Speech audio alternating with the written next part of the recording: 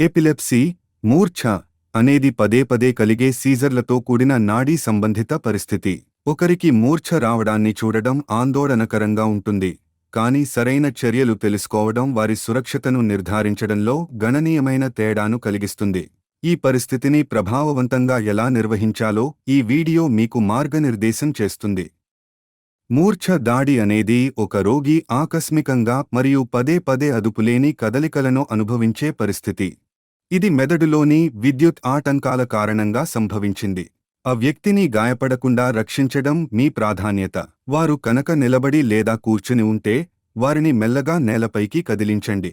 మూర్ఛ సమయంలో వారు బహుశా కుట్టుకునే ఏవైనా గట్టి లేదా పదునైన వస్తువులను ఆ ప్రాంతం నుండి తీసేయండి. వారు నేలపైన పడుకున్నాక వారి తల నేలను తాకకుండా రక్షించడానికి వారి తల కింద దిండు లేదా మడత పెట్టిన జాకెట్ వంటి మెత్తటి మరియు చదునైన దాన్ని ఉంచండి. మూర్ఛ పెరుగుతున్న కొద్దీ వీలైతే వ్యక్తిని మెల్లగా వారి పక్కకి తిప్పండి. ఇది వారి వాయుమార్గాలను స్పష్టంగా ఉంచడానికి సహాయపడుతుంది మరియు ఏదైనా లాలాజలం లేదా వాంతి సులభంగా కారడానికి తోడ్పడుతుంది. మూర్ఛ ఎంతసేపు వచ్చింది అన్నది గుర్తించడం ముఖ్యం. ఇది ఎప్పుడు మొదలవుతుంది మరియు ఎంతసేపు ఉంటుందో గమనించండి.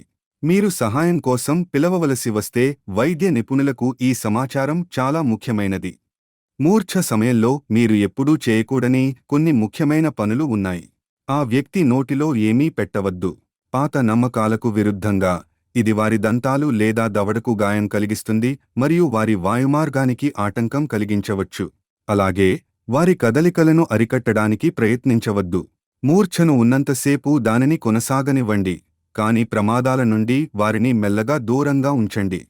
వ్యక్తి పూర్తిగా కోలుకునే వరకు ఆహారం మరియు పానీయాలు ఇవ్వకండి. మూర్ఛ ఆగిపోయి వారు పూర్తి స్పృహలోకి వచ్చే వరకు ఆ వ్యక్తితో ఉండండి.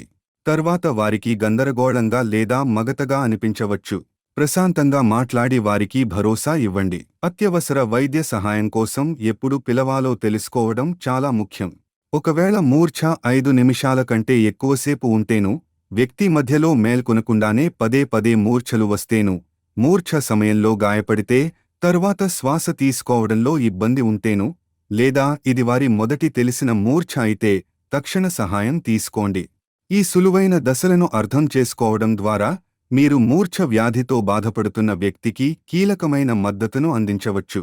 అవగాహనతో ఉండండి మరియు మీ ప్రశాంతత మరియు అవగాహన పూర్వకమైన చర్యలు అసలైన తేడాను కలిగిస్తాయని గుర్తుంచుకోండి.